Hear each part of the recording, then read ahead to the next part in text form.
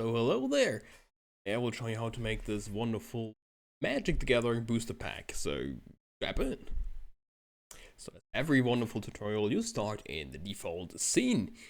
And of course, and it is of course the default scene means we are going to delete the one default queue as we'll just not need it. Instead, we are going to use plane because well, that pack kind of looks like a plane. It's going to use that. I'm going to rotate that thing so we kind of get it straight. So we're just gonna scale this thing down, we'll cut that thing off, so part of that pack. We're just gonna wonderfully delete that with the face, and then we're gonna add a mirror modifier. There we go.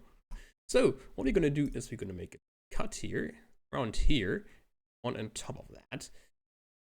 Select this stuff here and move it out to the side a little bit because cat packs are not completely straight. They have this little edge here. I think it's aesthetic purposes, but something which you're also going to do is select the middle face and you're going to extrude it out a bit because of course in the card pack there is actually cards, meaning that they take space inside the wrapping, meaning you're going to just extrude a little bit edge here and bevel that with Control D, a little around here. There we go, perfect. And now we kind of done at least one half. What we're going to do now is there. And then, of course, we're just gonna add another mirror modifier. Probably delete this thing out, so we will not need it. I have no clue where that thing came from. Probably from the mirror. I'm not sure. So, of course, we're gonna this thing on the z-axis. So we're just gonna have it on both sides. And yeah, something which, of course, we always need is a texture because currently this is not looking anything. This could be anything, maybe a pretzel pack or something.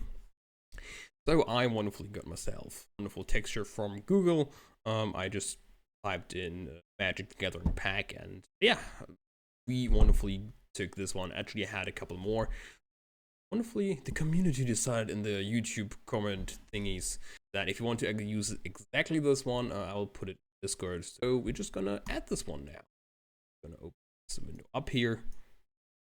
Data editor, we're gonna new, and now we have this thing here. Image, texture, connect that, and add a node wrangler. Is activated here in preferences. So we're just going to add stuff here. It's very important that you UV because we will use the UV. Now let's add the one downloaded from somewhere, and I think it's this one. And you can see it's not on the correct side, which I fix as well. Window here and B section. Go into edit mode and we can see it's not displayed, so we're just gonna press U and go to project from U. As you can see, it's now on the correct side, but of course the size is not perfectly, so just gonna scale one. Here we go. Now I think it's still not perfect. See this one in the middle, of course. It's a little here from our thing. Yeah, there we go. I think it's the pack's actually a little bit smaller, so it's a little bit smaller. I think yeah, the proportion now will look a little better. So something which of course you can now do is technically just model a wonderful line here that's you can pull out.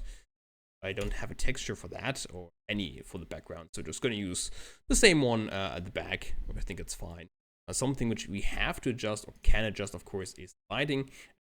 Currently we have light browns, reflections, which I think is kind of depending on the card pack you use, because normally reflections are something that you have silver card packs or something like that. In this case, I'm just gonna go in this here, hold it up so it's not so effective. Something which we can technically do is also include a little bump here to make one look a little bit more. I think it's currently fine, but we could technically just, add a little bump here, put that into normal, and this one height. It's not that big of an amount. Maybe scale it down a bit. Teensy bit. Maybe looking fine. If you really want to be very precise, you can tend to just, duplicate material here.